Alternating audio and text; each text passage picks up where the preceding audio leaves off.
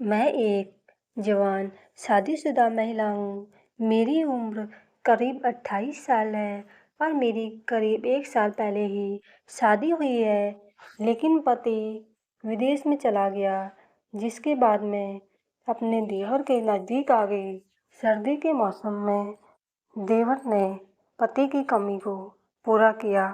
दरअसल मेरी शादी अनिल नाम के लड़के के साथ घरवालों ने की है, लेकिन जवानी के इस वक्त में पति मुझे छोड़कर विदेश चला गया, जिसके बाद मेरे लिए कुछ ज़िंदगी में रस नहीं रहा।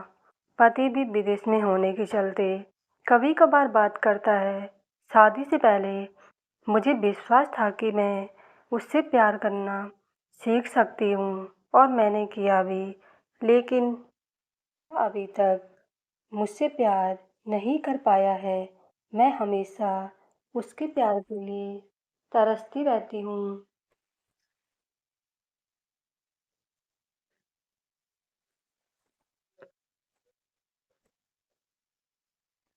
मैं जब भी उससे बात करने की कोशिश करती हूँ, वह काम में व्यस्त होने की शिकायत करता है।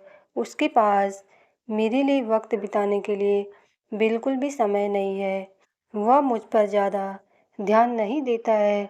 सच कहूँ तो मैंने अपने जीवन में इतना अकेलापन शादी से पहले कभी महसूस नहीं किया था।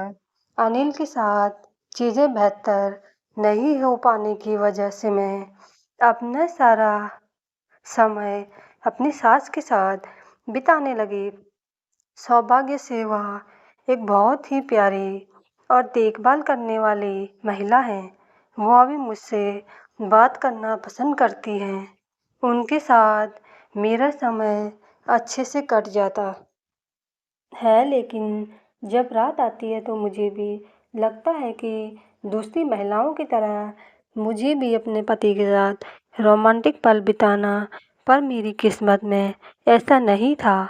हमारी शादी को 1 ही साल हुआ है, ऐसे में हम कुछ ही बार इंटीमेट हुए हैं, वो भी उसके मूड के हिसाब से। मेरी ज़रूरतें और चाहतों की उसने कभी परवाह नहीं की थी। मैं अपनी शादी में बहुत ही कमज़ोर महसूस कर रही थी कि इस बीच विशा विशाल का छोटा भाई अमित न्यूजीलैंड से अपनी नौकरी छोड़कर भारत वापस आ गया। मैं उसे पहली बार मिल रही थी।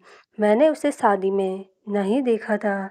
ऐसा इसलिए क्योंकि उसे उस समय वापस आने के लिए वीज़ा नहीं मिला था। ऐसे में कि उसकी इसी अदा पर मैं भी उस पे मरने लगी थी। वो वापस आया तो मैं उसे देखकर पूरी तरह दंग रह गई। ऐसा इसलिए क्योंकि अमित दिखने में बहुत ही हैंडसम है। उसके पास न केवल अच्छी खासी हाइट है, बल्कि उसकी आवाज़ भी बहुत ही अद्भुत है। उसके साथ बातचीत करने के बाद मेरे दिमाग में जो पहला विचार आया, वह यह कि वो लड़की कितनी भाग्यशाली होगी जिससे अपने पति के रूप में जिसक मिलेगा।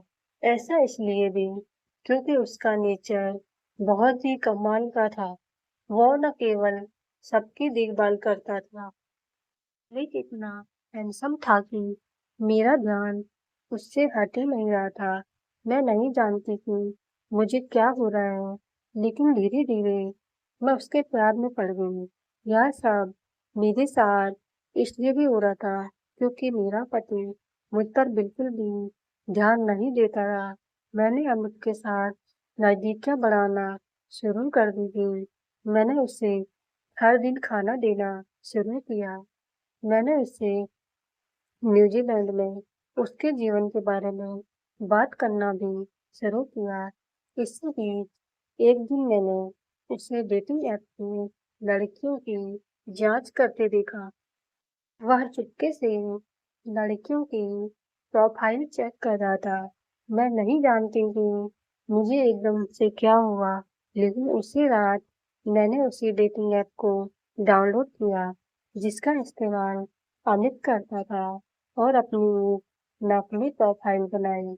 मैंने सूर्यास्त की ओर फेस करते हुए एक बहुत ही सुंदर तस्वीर लगाई ताकि वह मेरा चेहरा ना देख सके। यही नहीं, जैसे मैंने एक दिलचस्प बायो ऐड किया, वह मुझसे कनेक्ट हो गया। हम दोनों आपस में बहुत सारी बातें करने लगे। धीरे-धीरे हम दोनों का प्यार परवान चढ़ गया और हमारे बीच नज़दीकियाँ और भी ज़्यादा